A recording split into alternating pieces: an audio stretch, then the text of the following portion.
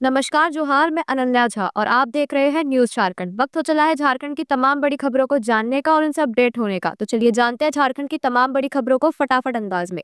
इससे पहले अगर आपने हमारे चैनल को सब्सक्राइब नहीं किया है तो हमारे चैनल को सब्सक्राइब करें, साथ ही बेल आइकन को प्रेस करें ताकि झारखंड से जुड़ी तमाम बड़ी अपडेट आप तक पहुंचती रहे। चलिए शुरुआत करते हैं झारखंड की सबसे बड़ी और महत्वपूर्ण खबर से। लातेहार में सामने से टकराया दो ट्रक, दो की मौत। हादसे के बाद 3 घंटे तक लगा जाम, मृतकों में एक छत्तीसगढ़ का। लातेहार के चंदवा थाना क्षेत्र में NH 39 पर क्रांति झरना तोरण द्वार के पास दो ट्रकों की आमने सामने की टक्कर में 2 लोगों की मौत हो गई, जबकि 2 अन्य गंभीर रूप से घायल हो गए। दुर्घटना में झारखंड नंबर के ट्रक का चालक राजू उराव और छत्तीसगढ़ नंबर के ट्रक का खलासी अंकुल यादव की मौके पर ही मौत हो गई। वही झारखंड नंबर ट्रक का खलासी गोला उराव और छत्तीसगढ़ ट्रक का चालक सुनील यादव घायल हो गया। हादसे के बाद स्थानीय लोगों की मदद से सभी घायलों को चंदवा स्वास्थ्य केंद्र ले जाया गया, जहां डॉक्टर नीलिमा कुमारी ने 2 को मृत घोषित कर दिया। 2 गंभीर घायलों को प्राथमिक उपचार के बाद रिम्स रेफर कर दिया गया है। टक्कर इतनी जबरदस्त थी कि दोनों ट्रकों का अगला हिस्सा बुरी तरह क्षतिग्रस्त हो गया है। छत्तीसगढ़ नंबर के ट्रक में प्लम्बर का सामान और झारखंड नंबर के ट्रक में सीमेंट लदा था। दुर्घटना के कारण NH 3.5 घंटे तक बाधित रहा। इस दौरान रांची और डाल्टनगंज की ओर जाने वाले वाहनों को मैक्सलुस्कीगंज होकर भेजा गया। चंदवा थाना पुलिस ने मौके पर पहुंचकर हाइड्रा मशीन की मदद से दोनों वाहनों को सड़क किनारे हटाया और यातायात बहाल किया। थाना प्रभारी रणधीर सिंह के अनुसार दोनों वाहनों को जब्त कर लिया गया है और मामले की जांच की जा रही है। झारखंड विधानसभा बजट सत्र। झारखंड पुलिस मुख्यालय में तैयारियों को लेकर बैठक आयोजित। झारखंड विधानसभा का बजट सत्र 24 फरवरी से शुरू होगा और 27 मार्च तक चलेगा। बजट सत्र का सुचारू रूप से संचालन के लिए झारखंड पुलिस मुख्यालय में आज मंगलवार की शाम 4 बजे से पुलिस अधिकारियों की बैठक शुरू हो गई है। डीजीपी के आदेश पर आयोजित बैठक में IG अभियान, रांची जोनल IG मुख्यालय, IG special branch, Ranchi SSP समेत कई पुलिस अधिकारी शामिल हुए। गौरतलब है कि बजट सत्र 24 फरवरी से शुरू होगा और 27 मार्च तक चलेगा। 3 मार्च 2025 को राज्य सरकार विधानसभा के पटल पर वित्तीय वर्ष 2025-26 के लिए बजट पेश करेगी। इस बार का बजट सत्र 20 दिनों का होगा। 20 दिनों में 9 दिन अवकाश रहेगा। पहले दिन 24 फरवरी 2025 को नए सदस्यों के शपथ ग्रहण के अलावा राज्यपाल का अभिभाषण और शोक प्रकाश कार्यक्रम होगा। सत्र के अंतिम दिन 27 मार्च को प्रश्नकाल, राजकीय विधेयक और गैर सरकारी संकल्प लिए जाएंगे। इससे पहले 27 फरवरी को सरकार पिछले वित्तीय वर्ष 2024-25 का तीसरा अनुपूरक बजट सदन में लाएगी।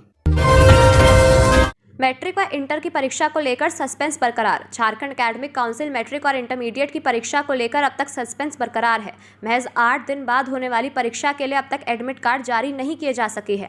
इसकी वजह झारखंड एकेडमिक काउंसिल में चेयरपर्सन और वाइस चेयरपर्सन के पद का रिक्त होना है। काउंसिल की ओर से पूर्व में घोषित शेड्यूल के अनुसार मैट्रिक और इंटर के परीक्षार्थियों के एडमिट कार्ड क्रमशः 25 जनवरी और 28 जनवरी से वेबसाइट से डाउनलोड किए जाने थे। हालांकि अब तक यह प्रक्रिया शुरू नहीं हो पाई है। बता दें कि मैट्रिक और इंटर की परीक्षा में 7,77,000 से ज्यादा परीक्षार्थियों को शामिल होना है। झारखंड में कई शहरों में तापमान 31 डिग्री के पार। अगले 2 दिन 3 डिग्री बढ़ेगा पारा। 34.2 डिग्री के साथ सरायकेला सबसे गर्म जिला। झारखंड के मौसम में लगातार बदलाव हो रहे हैं। अभी मौसम का यह बदलाव जारी रहेगा। प्रदेश में 2 दिन के दौरान 2 से 3 डिग्री सेल्सियस तापमान में बढ़ोतरी होगी, लेकिन इसके अगले 2 दिनों में न्यूनतम तापमान में 3 से 4 डिग्री सेल्सियस की कमी आ सकती है। फिलहाल सुबह में कोहरा और धुंध तथा दिन में आकाश में आंशिक बादल छाए रहने की संभावना है, जिससे मौसम में बदलाव संभव है। हालांकि अब धीरे धीरे तापमान में बढ़ोतरी संभव है। रांची मौसम केंद्र के वैज्ञानिक अभिषेक आनंद ने बताया कि फिलहाल मौसम में कोई बड़ा बदलाव देखने को नहीं मिलेगा। आज दोपहर में अच्छी खासी धूप और खिला आसमान देखने को मिलेगा, क्योंकि सिनॉप्टिक फीचर में किसी भी तरह का कोई बदलाव देखने को नहीं मिल रहा है। ऐसे में दोपहर में गर्मी का एहसास हुआ, वही शाम में ठंडी हवा चलेगी। लेकिन इस मौसम को हल्के में ना ले, सचेत रहे, क्योंकि ये बदलाव का समय है। इसमें वायरल अटैक बढ़ जाते हैं। इधर मौसम विज्ञान केंद्र रांची का पूर्वानुमान है कि 15 फरवरी से लोगों को गर्मी का एहसास होने लगेगा। मौसम में बदलाव की बात करें तो सोमवार को सबसे कम तापमान गुमला का 9.8 डिग्री सेल्सियस तथा सबसे अधिक तापमान सरायकेला में 34.2 डिग्री सेल्सियस रिकॉर्ड किया गया। राजधानी रांची को सोमवार के तापमान में रविवार की अपेक्षा गिरावट दर्ज की गई। इलेक्ट्रॉनिक दुकान में लगी भीषण आग, एक व्यक्ति झुलसा, लगभग 1.5 करोड़ का नुकसान। हजारीबाग जिले के चाक थाना क्षेत्र अंतर्गत करियातपुर बैंक ऑफ इंडिया के निकट इलेक्ट्रॉनिक दुकान में भीषण आग लग गई। घटना के लगभग 1.5 करोड़ रुपए का नुकसान होने का अनुमान लगाया जा रहा है। आग बुझाने के लिए फायर ब्रिगेड की टीम को 4 से 5 घंटे तक मशक्कत करनी पड़ी। बताया जा रहा है कि रात के लगभग 12 से 12:30 के बीच शॉर्ट सर्किट के कारण दुकान में आग लग गई। आग कुछ इस कदर फैल गई कि पूरे दुकान को ही अपने आगोश में ले लिया। घटना में इलेक्ट्रॉनिक हार्डवेयर समेत अन्य सामान जलकर राख हो गए। ग्रामीणों की सूचना पर फायर ब्रिगेड की टीम मौके पर पहुंचकर आग पर काबू पाया। आग पर काबू पाने में टीम को लगभग 4 घंटे से अधिक का समय लग गया। लोगों का कहना है कि अगर आग पर समय पर काबू नहीं पाया जाता तो निकट के बैंक ऑफ इंडिया ब्रांच समेत कई दुकानें भी आग के लपेटे में आ सकती थी। इधर आग बुझाने के दौरान दुकान संचालक प्रकाश कुमार भी झुलस गए, जिन्हें इलाज के लिए हजारीबाग मेडिकल कॉलेज अस्पताल भेजा गया।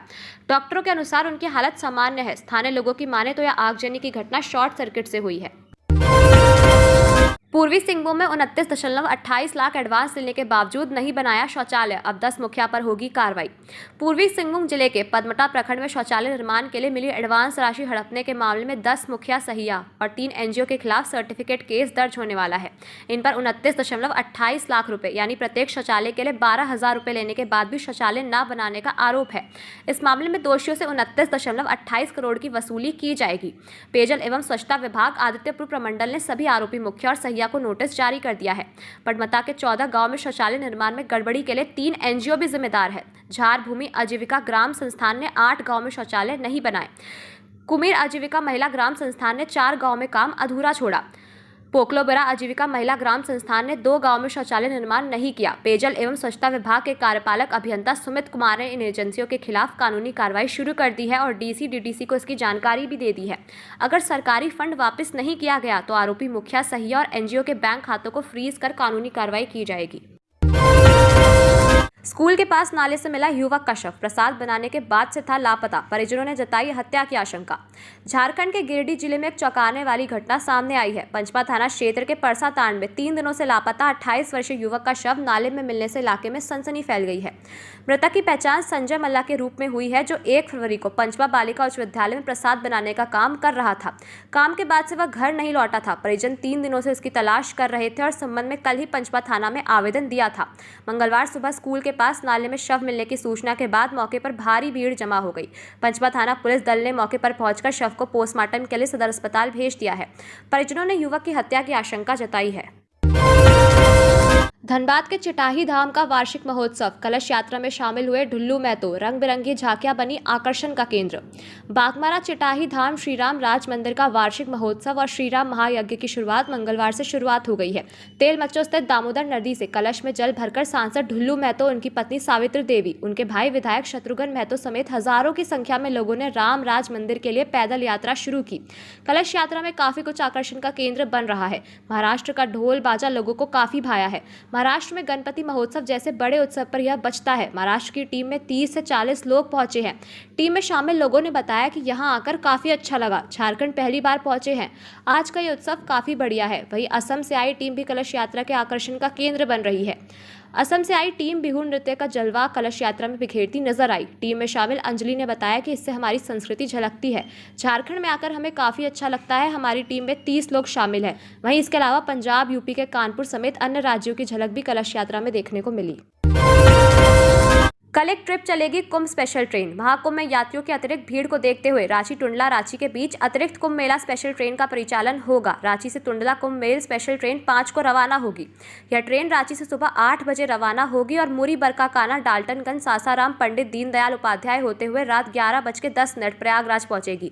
इसके बाद गोविंदपुरी होते हुए दूसरे दिन सुबह 6:30 बजे टुंडला पहुंचेगी। टुंडला से यह ट्रेन रांची के लिए 10 फरवरी को रवाना होगी। ये ट्रेन सुबह 4 बजे टुंडला से रवाना होगी और रात 12 बजे रांची पहुंचेगी। इस ट्रेन में SLRD के 2 कोच, सामान्य श्रेणी के 4, द्वितीय श्रेणी स्लीपर के 10 कोच, AC 3 टियर के 3 कोच, AC 2 टियर के 1 कोच मिलाकर 20 कोच होंगे। गिरिडीह में विस्फोटक सामग्री बरामद, बड़ी घटना को अंजाम देने की थी साजिश।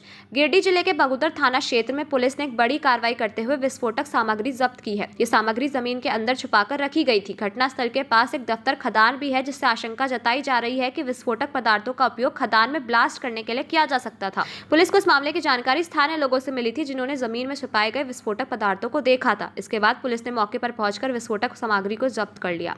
इस मामले की जाँच के लिए पुलिस अधिकारी जयप्रकाश दलबल के साथ मौके पर पहुंचे थे। उन्होंने बताया कि इस मामले की छानबीन की जा रही है और यह पता लगाने की कोशिश की जा रही है कि यह विस्फोटक सामग्री किसकी है और इसका उपयोग किस उद्देश्य से किया जाना था।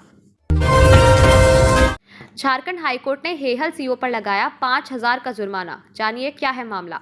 झारखंड हाईकोर्ट के जस्टिस राजेश शंकर की अदालत ने हेहर अंचल के सिमलिया मौजा में एक भूखंड की लगान रसीद जारी करने के आदेश पालन नहीं करने पर कड़ी नाराजगी जताई है।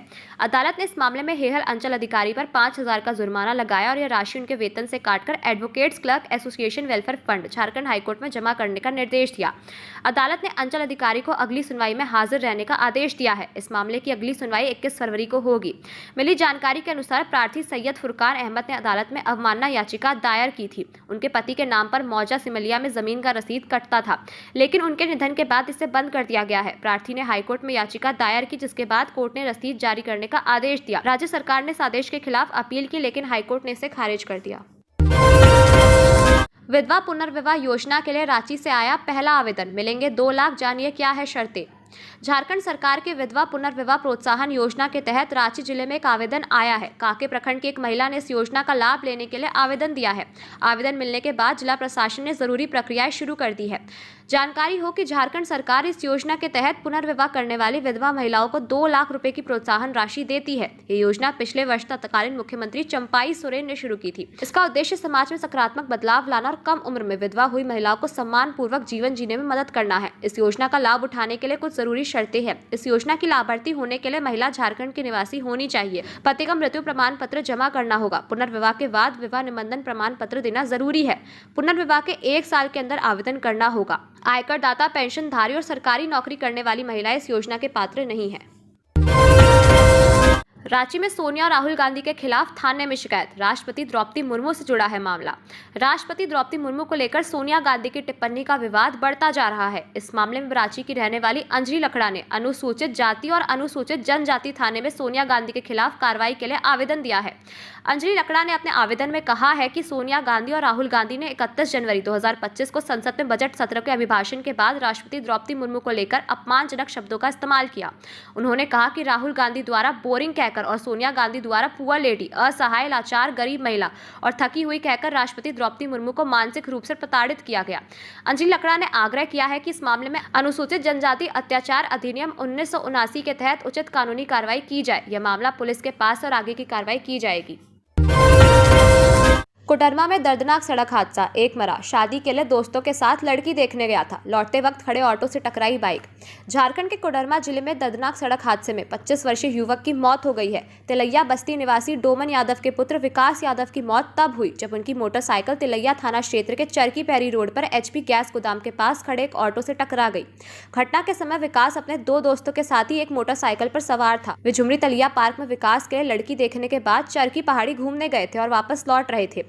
दुर्घटना में विकास की मौके पर ही मौत हो गई, जबकि उनके 2 साथियों को घायल अवस्था में पहले एक निजी क्लिनिक में प्राथमिक उपचार के बाद सदर अस्पताल रेफर कर दिया गया। पुलिस ने मृतक के शव को कब्जे में लेकर पोस्टमार्टम के लिए सदर अस्पताल भेज दिया है। घटना के एक चश्मदीद और विकास के दोस्त ने बताया कि विकास ने उसे भी साथ चलने को कहा था। अपनी शादी के लिए लड़की देखने के बाद वे लोग घूमने निकले थे और रास्ते में यह हादसा हो गया।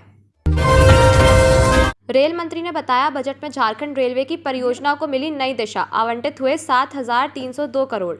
रेल मंत्री अश्विनी वैष्णव ने सोमवार को रांची के हटिया स्थित DRM कार्यालय में आयोजित वीडियो कॉन्फ्रेंसिंग के दौरान यह स्पष्ट किया कि झारखंड की रेलवे परियोजनाओं के लिए बजट में कोई कमी नहीं है। उन्होंने बताया कि प्रधानमंत्री नरेंद्र मोदी के नेतृत्व में देश में रेलवे के क्षेत्र में अभूतपूर्व विकास हुआ है। इस कड़ी में झारखंड में भी रेलवे की कई महत्वाकांक्षी परियोजनाएं चल रही है। रेल मंत्री ने बताया कि बजट में झारखंड के लिए 7,302 करोड़ रुपए आवंटित किए गए हैं, जो कि पिछले कुछ सालों के मुकाबले काफी अधिक है। उन्होंने कहा कि साल 2009 से साल 2014 रेलवे को औसतन 457 करोड़ रुपए का आवंटन हुआ करता था। यह अब 16 गुना बढ़कर 7,302 करोड़ रुपए हो गया है। इसके साथ ही राज्य में पहले से ही 56,694 करोड़ रुपए की लागत से 34 बड़ी योजनाएं चल रही है, जिनमें 3,251 किलोमीटर नई रेल लाइन बिछाई जा रही है। जामताड़ा में भीषण सड़क हादसा, बाइक सवार युवक युवती की दर्दनाक मौत। जामताड़ा के नाला दुमका मुख्य मार्ग पर घोलचौड़ और खेड़बना के बीच सड़क दुर्घटना में एक युवक तथा एक युवती की दर्दनाक मौत हो गई। घटना की सूचना थाना प्रभारी प्रदीप राणा को मिलते ही थाना प्रभारी अपने पुलिस पदाधिकारी तथा सशस्त्र बल के साथ घटनास्थल पर पहुंचकर पुलिस वाहन के द्वारा दोनों गंभीर रूप से घायल युवक युवती को नाला अस्पताल लाया गया, जहां प्रभारी चिकित्सा पदाधिकारी डॉक्टर लियाकत अंसारी तथा डॉक्टर सुकुर मिया के द्वारा उन्हें मृत घोषित कर दिया गया। मालूम हो कि मृतक की पहचान मसलिया थाना क्षेत्र के पालन गांव निवासी अमर कुमार कोल वही मृतक लड़की की पहचान रंजू कोल के रूप में हुई है। इस संबंध में नाला थाना प्रभारी प्रदीप राणा ने जानकारी देते हुए बताया कि घटना सुबह करीब 5 बजे घटित हुई है। अज्ञात वाहन की चपेट में आने से यह दुर्घटना हुई है। बताया जाता है कि दोनों लड़का लड़की एक ही मोटरसाइकिल में सवार होकर मालडीहा से पाकुड़ जा रहे थे। इसी दौरान घोल जोड़ तथा खेड़बना के बीच वीरान जंगल पर सड़क दुर्घटना हुई। पुलिस वाहन के द्वारा दोनों को नाला अस्पताल लाया गया, जहां चिकित्सकों के द्वारा दोनों को मृत घोषित कर दिया गया। पूर्व एसडीओ का महिला कर्मी के साथ चल रहा था अफेयर। पुलिस ने हाईकोर्ट में जमा की 36 पेज की डायरी। हजारीबाग के पूर्व एसडीओ अशोक कुमार की पत्नी अनीता की जलकर मौत के मामले में पुलिस की जांच में कई चौंकाने वाले खुलासे हुए हैं। पुलिस ने इस मामले में 30 से ज्यादा गवाहों के बयान दर्ज किए हैं, जिनमें एसडीओ के परिवार के लोग, रिश्तेदार, मृतका के मायके पक्ष के लोग, उनके दोस्त और सरकारी आवास में काम करने वाले सुरक्षा गार्ड व कुक शामिल है। पुलिस की जांच में सामने आया कि अशोक कुमार का किसी अन्य महिला से अफेयर था, जिसको लेकर पति पत्नी के बीच अक्सर झगड़े होते थे। इस मामले में अशोक के पिता दुर्योधन साव समेत उनके परिवार के अन्य लोग भी उनके पक्ष में खड़े थे। पुलिस ने इस केस से जुड़े 36 पन्नों की डायरी कोर्ट को सौंप दी है। घटना एसडीओ आवास के पीछे स्टोर रूम के पास हुई, जहां से पुलिस को तारपीन, तेल की खाली बोतल, माचिस और जले हुए कपड़े बरामद हुए। इन सभी साक्ष्यों को जांच के लिए एफएसएल भेजा गया है। सबसे बड़ा सवाल यह उठ रहा है कि 16 अगस्त 2024 से एसडीओ आवास में लगे सीसीटीवी कैमरों की रिकॉर्डिंग बंद थी। पुलिस यह जांच कर रही है कि कैमरे अचानक बंद हुए या किसी योजना के तहत उन्हें ऐसा किया गया। जमशेदपुर मानगो में डॉक्टर के फ्लैट में लाखों की चोरी। मानगो थाना क्षेत्र के गुलाब बाग स्थित सुंदरवन फेज 2 संजीवनी फ्लैट नंबर 325 में चोरों द्वारा लाखों का ज्वेलर्स और कैश को चोरी कर लिया गया है। जानकारी के अनुसार डॉक्टर दरा कसा अंजुम और उसके पति doctor Shahid Anwar flat number 325 में देर रात तक स्टडी करने के बाद अपने पुराने फ्लैट में सोने चले गए, जो कि 2 फ्लैट के बाद ही है। दोनों दंपत्ति के चले जाने के बाद फ्लैट नंबर 325 खाली था। इसका फायदा उठाकर चोर पीछे दीवार से सोसाइटी में एंट्री कर गए और फ्लैट संख्या 325 में हाथ साफ कर चलते बने। वही फ्लैट संख्या 316 का भी ताला चोरों ने तोड़ दिया था, लेकिन यहां चोरी करने में असफल रहे। जब सुबह दोनों दंपत्ति अपने फ्लैट नंबर 325 में आए तो देखा दरवाजे का ताला टूटा हुआ है और घर के अंदर का सामान बिखरा पड़ा है और सभी ज्वेलर्स और कैश गायब है। सोसाइटी में रहने वाले एक व्यक्ति द्वारा बताया गया कि इससे भी पहले उनके दोस्त के घर से मोबाइल चोरों द्वारा चोरी कर लिया गया था। एक सवाल यह है कि आखिर इतने बड़े सोसाइटी जहाँ सुरक्षा को लेकर पुख्ता इंतजाम है, फिर भी ऐसी सोसाइटी में इस प्रकार का घटना सुरक्षा व्यवस्था के कमजोरियों को दर्शाता है। फिलहाल पिता ने थाने में कोई लिखित शिकायत नहीं की है। देवघर में मिली किशोरी की सड़ी हुई लाश। पुलिस ने जताई दुष्कर्म के बाद हत्या की आशंका। देवघर के कुंडा थाना क्षेत्र में एक दिल दहला देने वाली घटना सामने आई है। यहां एक अज्ञात किशोरी का शव बरामद किया गया है। शव चित्रोलोडिया गांव के बेल्डिंग मोड़ के पास झाड़ियों में पड़ा हुआ मिला। पुलिस ने शव की हालत से दुष्कर्म के बाद हत्या की आशंका जताई है। ग्रामीणों ने सुबह शव देखा और तुरंत पुलिस को सूचित किया। कुंडा थाना प्रभारी संतोष कुमार मंडल पुलिस बल के साथ मौके पर पहुंचे और शव को पोस्टमार्टम के लिए भेज दिया गया। पुलिस जांच में कई महत्वपूर्ण पहलुओं पर ध्यान दिया जा रहा है, जिसमें यह भी संभावना जताई जा रही है कि किशोरी की हत्या किसी अन्य स्थान पर की गई हो और शव को यहां फेंक दिया गया हो। पुलिस ने आसपास के थानों को मृतका की तस्वीर भेजी है और लापता व्यक्तियों की सूची से मिलान करने की कोशिश की जा रही है। न्यूज 11 के मालिक अरूप चटर्जी और उनके रिपोर्टर के खिलाफ रंगदारी मांगने का मामला दर्ज। न्यूज 11 के मालिक अरूप चटर्जी और उनके रिपोर्टर के खिलाफ रंगदारी मांगने का मामला दर्ज हुआ है। रामगढ़ जिले के वेस्ट बोकारो ओपी में यह मामला दर्ज हुआ है। रामगढ़ के लइयो कोठिया टांड में संचालित हार्ड कोक फैक्ट्री के मालिक मनोज अग्रवाल की पत्नी मीतू अग्रवाल ने रांची स्थित न्यूज चैनल के मालिक अरूप चटर्जी व उनके रिपोर्टर के खिलाफ रंगदारी मांगने और भया दोहन की प्राथमिकी दर्ज कराई है। मीतू अग्रवाल ने वेस्ट बोकारो ओपी में आवेदन देकर कहा है कि उसके पति वेस्ट बोकारो ओपी क्षेत्र अंतर्गत लइयो काठिया टांड में सभी वैधानिक अनुमति प्राप्त कर एक हाई कोक फैक्ट्री संचालित करते हैं। पूर्व में एक मुकदमा दर्ज कराकर फैक्ट्री बंद कराया गया था। इसके विरोध वे हाईकोर्ट गए और कोर्ट के आदेश से जब्त 5000 टन कोयला मुक्त कराया। उसी कोयले का भी उठाव किया जा रहा है। इसे लेकर चैनल के मालिक व रिपोर्टर द्वारा विभिन्न माध्यमों से अपनी मांग पूरी कराने के लिए उनके पति पर दबाव बनाया जा रहा है। लातेहार में बाइक सवारों का हुआ हादसा। एक ही बाइक पर थे 3 युवक, नहीं पहन रखा था हेलमेट। हादसे में एक ने गंवाई जान। झारखंड के लातेहार जिले में दर्दनाक सड़क हादसे में एक युवक की मौत हो गई और एक अन्य गंभीर रूप से घायल हो गया। घटना सोमवार की देर रात बरियातू थाना क्षेत्र के परियोजना +2 उच्च विद्यालय के पास रांची चतरा मुख्य सड़क पर हुई। हादसे में 18 वर्षीय संजीत उराव की मौके पर ही मौत हो गई, जबकि उनके साथी संदीप उराव का दाहिना हाथ टूट गया। तीसरे युवक अमन उराव को मामूली चोटें आई हैं। दुर्घटना के समय तीनों युवक एक ही बाइक पर सवार थे और किसी ने भी हेलमेट नहीं पहना था। हादसे में घायल अमन उराव के अनुसार वे हेरहंज थाना क्षेत्र के कसमार डडई में एक शादी समारोह में जा रहे थे। तीनों बरियातू थाना क्षेत्र के छापर टोला के रहने वाले थे। वे परियोजना +2 उच्च विद्यालय में पढ़ते थे। इस साल वे मैट्रिक की परीक्षा देने वाले थे। घटना के बाद घायलों को बालूमाथ सामुदायिक स्वास्थ्य केंद्र ले जाया गया, जहां डॉक्टर सुरेंद्र कुमार ने प्राथमिक उपचार के बाद संदीप को बेहतर इलाज के लिए रेफर कर दिया। थाना प्रभारी अमरेंद्र कुमार ने बताया कि मृतक के शव को पोस्टमार्टम के लिए सदर अस्पताल भेज दिया गया है। पुलिस मामले की जांच कर रही है। गिरिडीह में बंद माइंस के पीछे मालवाहक से अवैध कोयले की ढुलाई, पुलिस के छापे से खुला राज। गिरिडीह जिले में कोयला माफियाओं की हिमाकत भी बढ़ गई है। एक और जहां कबरीबाद इलाके से कोयला का अवैध खनन और कोयला की चोरी हो रही है, वहीं बंद पड़े ओपन कास्ट माइन क्षेत्र से कोयला का खनन व परिवहन शुरू हो गया है। इस क्षेत्र में ओपन कास्ट माइन से ठीक पहले फुस्की बांग्ला, सती घाट और भूतनाथ में अवैध खदानों को खोल दिया गया है। बड़ी बात है कि इन खदानों को न सिर्फ खोला गया है, बल्कि रात के समय खदान के पीछे बड़का जंगल में मालवाहक को खड़ा कर उसमें कोयला भी लादा जा रहा है, जिसका खुलासा मुफस्सिल थाना पुलिस ने किया है। पुलिस ने एक मालवाहक को पकड़ा है, जिस पर कोयला लोड कर बिहार ले जाने की तैयारी थी। झारखंड में 2023 तक 1000 स्टार्टअप शुरू करने का लक्ष्य है। मुख्यमंत्री हेमंत सोरेन राज्य में स्टार्टअप को बढ़ावा देने के प्रति गंभीर है। इसी के मद्देनजर 7 दिसंबर 2023 को हुई कैबिनेट बैठक में राज्य की नई झारखंड स्टार्टअप नीति 2023 को स्वीकृति मिली थी। अब झारखंड सरकार द्वारा राज्य में नई झारखंड स्टार्टअप पॉलिसी 2023 के अंतर्गत पोर्टल के माध्यम से नए स्टार्टअप आइडिया 4 फरवरी 2025 से प्रारंभ किया जा रहा है। इस पोर्टल के माध्यम से आवेदक अपने आइडिया दे सकेंगे। साल 2028 तक राज्य में कम से कम 1000 स्टार्टअप को विकसित करने का लक्ष्य रखा गया है।